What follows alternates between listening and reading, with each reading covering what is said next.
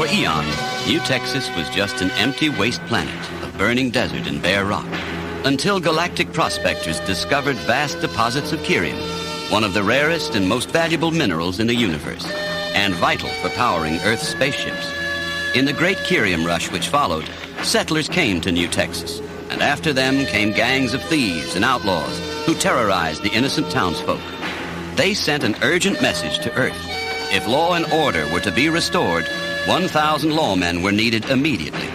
But only one arrived, a man with supernatural animal powers given to him by his ancient tribal ancestors, Marshal Bravestarr. With the aid of his faithful friend, 3030, Bravestarr takes on the evil outlaw, Tex Hex, and his gang. Bravestarr. Water fever. If cerium had been water, New Texas would have been an ocean. As it was, there was lots of cerium and precious little water. It was a hot, dry planet, and life was hard even in the good times. There weren't many survived to tell the story of the bad times. New Texas was a frontier planet, opened up by the great cerium rush. Today, prospectors and outlaws live side by side with the prairie people, the original inhabitants. Bravestarr, lone lawman on New Texas, had won friends among the prairie people from the beginning.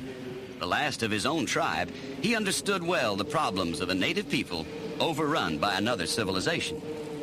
The campfire burned brightly, its flames throwing a warm red glow on the faces of those gathered round.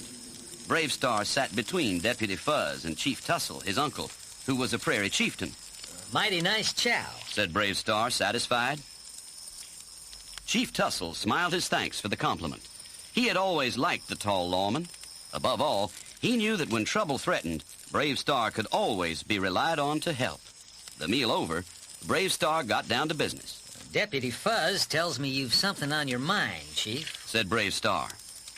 The chieftain gazed deep into the flames before he spoke. We hardy people, he began, but even we need basics to survive. Now I see end coming. Bravestarr looked across at Chief Tussle, knowing the chieftain would not speak in such a way without good reason. Chief Tussle continued. We notice lately level in water holes dropping. Now they run dry. This is serious business, agreed Bravestarr. Maybe the rains will come soon. Chief Tussle's face clouded. My people, they live on this planet for million years. We know how she feel. When she speak, we listen, Marshal. Collecting the equestroid 3030, who had been trading for spare parts to fix his thermostatic temperature unit, Bravestarr headed back towards Fort Cerium. Sensing Bravestarr was deep in thought, 3030 contented himself with humming quietly. Get along, little robos, get along. Suddenly, 3030 fell silent. Bravestarr, you listening? Said the equestroid, slowing to a halt. Thought I heard something. Check it out, huh, partner? Bravestarr clicked back into reality, alert. Ears to the wolf! The faint shadow of the wolf spirit rose behind Bravestarr, his hearing enhanced far beyond human range. Voices whispering touched the edge of his consciousness, near yet somehow distant. Explanations failed him. He listened intently, his mind focused and ultra-receptive. A slight echo blurred the edge of the sound, making it difficult to distinguish the words. Water, run dry, whole planet, no chance. The voices faded. Bravestarr, baffled, summoned Eyes of the hawk! and scanned the shadowed landscape. Nothing but blank, empty space. Anything? Asked 3030. Spirits of the planet playing tricks on us, maybe, said Bravestarr. I hear voices, human voices, and yet see nothing. Can't figure it. 3030 shivered. It's getting cold. What say we come back at sunup for a mosey round, partner? Judge J.B. was waiting for them as Bravestarr and 3030 reined in outside the jail on Main Street. Trouble. She said simply. Bravestarr sighed and dismounted. The water supply is slowed to a trickle. She continued. The whole town's bone dry. Pontificus sat deep in meditation, the sacred cave alive with his invisible power. Before him, Tussle and the other chieftains gathered in silence, awaiting an audience. Great shaman of the prairie people, Pontificus knew all things. He spoke with the spirit of Loam, ancient master of his people, whose small wooden statue was their greatest treasure. At length, Pontificus opened his eyes and smiled greetings. We come to ask, began Chief Tussle. If this is the end, completed Pontificus. The chieftains waited, hushed. Pontificus spread his hands wide. Little though this planet has, he intoned, there is enough for all, but only if we share. There are those who search below, but only for themselves. Seek them out, or the prairie people will indeed perish. As they left the sacred cave, the chieftains' faces were carved deep with fear. What can we do? Asked one helplessly. Bravestarr, our ally, replied Chief Tussle. But we must help too. Pontificus speaks. Future lies in our hands.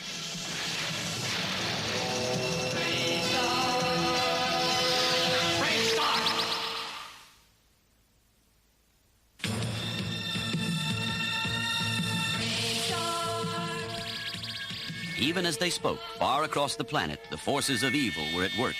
The Hexagon, hideout for Tex Hex and the source of all evil on New Texas, pierced the black sky, loathsome and threatening in the barren Badlands. Outlaw Scuzz, the only prairie person ever to have joined the outlaws, scurried away, having made his report. Tex Hex smiled evilly. The ultimate prize, New Texas itself, was within his grasp.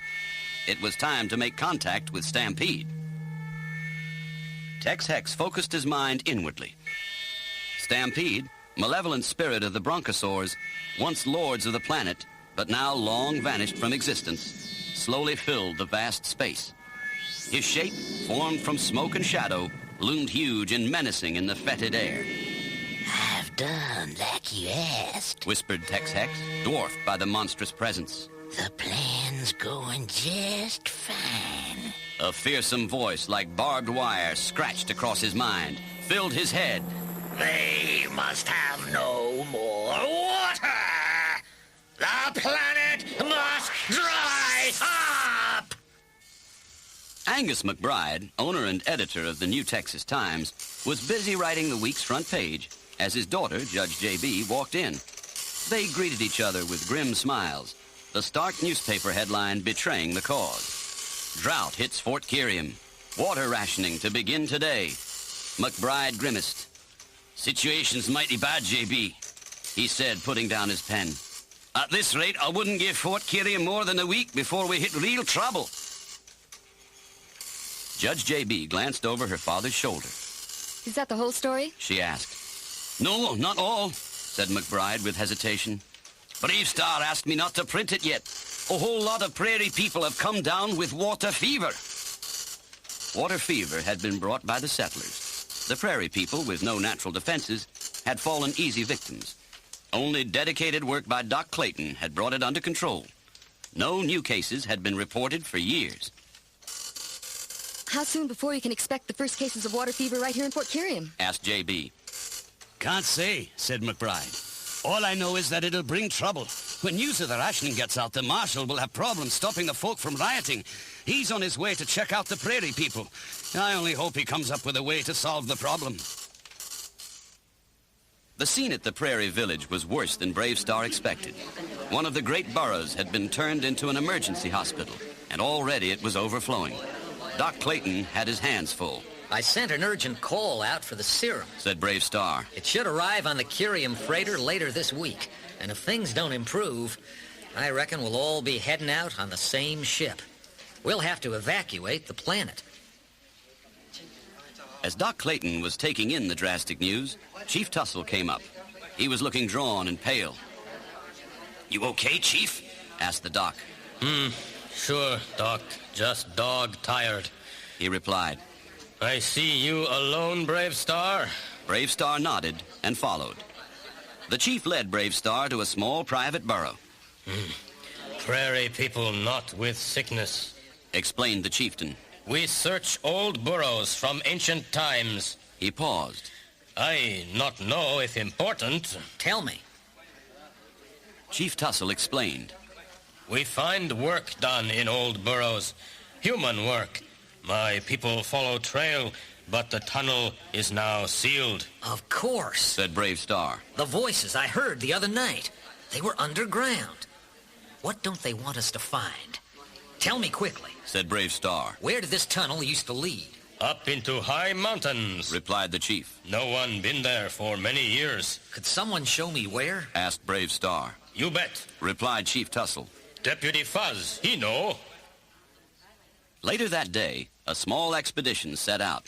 Bravestarr and 3030 led the party, guided by Deputy Fuzz, with Judge J.B. and Handlebar in support. It was a hard trek up to the High Sierra, and night fell before they arrived.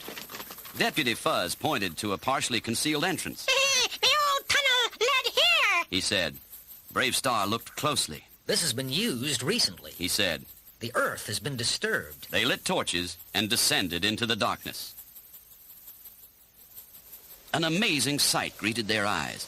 A huge artificial lake lay before them, formed by a man-made dam. Moments later, a rage of neutral laser rays blasted the rocks around them. Bravestarr glimpsed Tex Hex as he dived for cover. Aim for the dam! Shouted Bravestarr. Judge J.B. grasped the hammer of justice, a powerful tool given her by the prairie people. She threw it with all her might toward the center of the dam. With an enormous roar, the dam burst open.